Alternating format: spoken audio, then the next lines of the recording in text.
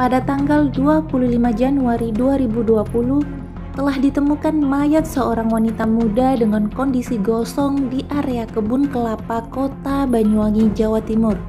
Siapakah wanita tersebut? Dan siapa pelaku yang tega melakukan hal sadis seperti ini?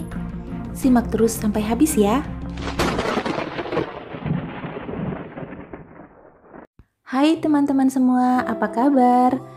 Selamat datang kembali di channel Mochi Hitam. Hari ini aku akan membahas kasus sadis yang terjadi di Kota Banyuwangi, Jawa Timur. Tragedi ini terjadi pada putri dari keluarga Romli dan Susiama. Saat ini, Romli dan Susiama hanya bisa termenung, menangis, dan sesekali pingsan mengenang putri sulung mereka. Mereka merupakan orang tua dari Roshida, usia 18 tahun, yang jenazahnya ditemukan gosong terbakar di kebun kelapa Dusun Kedawung, Desa Pondok Nongko, Kecamatan Kabat pada hari Sabtu lalu. Roshida dikenal dengan pribadi yang riang, baik hati, dan menyayangi anak-anak, terutama anak-anak yatim. Roshida juga suka sekali memberi uang jajan kepada anak-anak kecil tersebut. Pada hari Jumat tanggal 24 Januari 2020, Roshida seperti biasa pamit kepada keluarganya untuk berangkat bekerja. Roshida berangkat kerja pukul 7 waktu Indonesia Barat. Dia berangkat menggunakan motor Honda Beat berwarna merah dan putih dan bernopol P2249UH. Roshida bekerja di rumah makan Jalan Jaksa Agung Suprapto dan biasa pulang pada jam 17.00 waktu Indonesia Barat. Akan tetapi, hingga lewat jam 6 sore, Roshida tidak kunjung kembali. Orang tuanya menelpon dan menanyakan keberadaannya. Dia hanya mengatakan masih mengambil buah yang disuruh oleh pemilik warung. Namun, hingga jam 9 malam, Roshida tak kunjung pulang.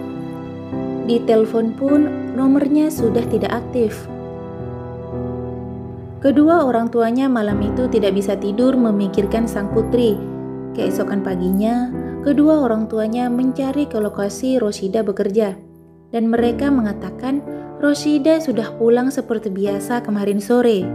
Siang itu, mereka berdua kebingungan mau mencari anaknya kemana. Dan akhirnya, mereka menunggu di rumah setelah melaporkan kepada polisi bahwa anaknya menghilang. Lalu keesokan harinya pada hari Sabtu sekitar jam 5 sore, ada tetangga yang memberitahukan kabar penemuan mayat terbakar dan juga ditemukan helm berwarna pink dan sandal perempuan. Seketika itu, keduanya mempunyai perasaan yang tidak enak karena sandal dan helm itu mirip seperti punya anak perempuan mereka yang tidak ada kabarnya. Setelah ada laporan penemuan jenazah, polisi segera mengevakuasi jenazah gosong tersebut.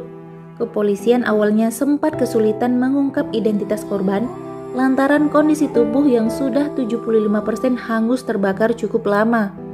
Bahkan, lantaran sulitnya identifikasi, Polresta Banyuwangi meminta bantuan tim laboratorium forensik Polda Jawa Timur untuk turun tangan. Polisi berhasil mengungkap identitas korban mayat yang terbakar berkat adanya laporan salah satu orang tua yang mengaku anaknya berinisial Roshida hilang kontak sejak pulang kerja pada hari Jumat sore hingga hari Sabtu. Saat mendapati laporan itu, petugas mencoba mencocokkan DNA keluarga korban dengan jasad. Alhasil, ada kecocokan dari DNA gigi korban. Setelah memastikan bahwa jenazah tersebut adalah Roshida, kedua orang tuanya pun dipanggil. Kedua orang tuanya terlihat begitu syok melihat kondisi sang anak, terutama sang ibu. Beliau terlihat berkali-kali pingsan tidak kuasa melihat jenazah putri tercintanya. Sang ibu seakan bisa merasakan sesakit dan semenderitanya sang putri saat pembakaran terjadi. Benar-benar kejam, ujarnya. Lalu malam itu juga, jenazah Roshida dikebumikan di pemakaman umum dekat dengan rumahnya di lingkungan Papring, Kelurahan Kalipuro pada hari Minggu malam 26 Januari 2020. Keesokan harinya, polisi bergegas menyelidiki tempat Roshida bekerja. Mereka memeriksa 4 saksi yaitu teman-teman kerja Roshida. Lalu terungkaplah satu nama yang terakhir kali terlihat bersama Roshida. Dia adalah Ali Heri Sanjaya. Siapakah pria ini dan apa hubungannya dengan Rosida? Disimak terus ya. Ali Heri Sanjaya. Dia adalah warga lingkungan Paprin, Kelurahan Kalipuro, Banyuwangi. Pada saat baru lahir, usia 17 hari, dia diadopsi oleh sahabat orang tuanya yaitu almarhum Bambang dan istrinya Sumiati, warga Pacembengan, Desa Blimbing Sari. Hal itu terjadi lantaran anak yang dilahirkan dalam keluarganya selalu meninggal, hingga ayah Ali yang bernama Usaini dan sang ibu Mulyati menyerahkan Ali kepada sahabatnya untuk diadopsi dengan harapan anaknya dapat hidup. Begitu pula sang adik juga diadopsi oleh orang lain. Rupanya Ali sudah menikah dan dia sering ikut ke tempat istrinya bekerja, yaitu di warung yang sama dengan Rosida bekerja. Ali mengaku tidak terlalu mengenal Rosida dengan baik, hanya saja dia sering bertemu saat ikut istrinya ke warung. Ia diselimuti dendam terhadap Rosida yang selalu mengolok-olok dirinya dengan kata-kata gendut, boboho, dan sumo di depan umum jika bertemu. Ali memendam rasa dendam ini hampir 12 hari. Malu dan sakit hati terus menggerogoti hatinya. Dan Rosida pun terus melakukan pembulian itu setiap hari ketika bertemu dengannya. Ali mengaku tidak pernah menegur Rosida secara langsung terkait aksi pembulian yang dilakukan oleh Rosida.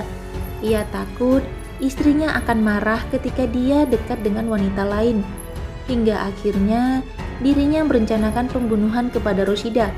Selain itu, semua karena tuntutan ekonomi, yakni menebus motor yang dia gadaikan. Ali merencanakan untuk membunuh Rosida sejak 1 minggu sebelum kejadian, hingga akhirnya terjadilah pembunuhan tersebut. Hari Jumat tanggal 24 Januari 2020, ketika jam pulang kerja Rosida, Ali sudah menunggunya di luar warung. Ali meminta kepada Rosida untuk mengantarkannya pulang ke rumah orang tua angkatnya. Rosida yang baik hati menyanggupi dan mereka pun berboncengan naik sepeda motor Rosida. Namun di tengah jalan, Ali mengajak Rosida lewat di kebun kelapa. Saat itu sekitar jam 6 sore dan suasana sudah mulai gelap. Di tengah kebun yang gelap dan sepi, Ali meminta Rosida untuk menggantikannya mengemudi motor dengan alasan capek. Tanpa curiga, Rosida mengiyakan dan turun dari motor kemudian menggantikan posisi Ali. Hingga akhirnya saat lengah, terjadilah aksi keji itu. Ali memukul leher Rosida dan kemudian mencekiknya hingga tewas. Tak cukup di situ, Ali kemudian melihat ada tumpukan daun kelapa kering. Terbersit dalam pikirannya untuk membakar Rosida agar dapat menghilangkan jejak.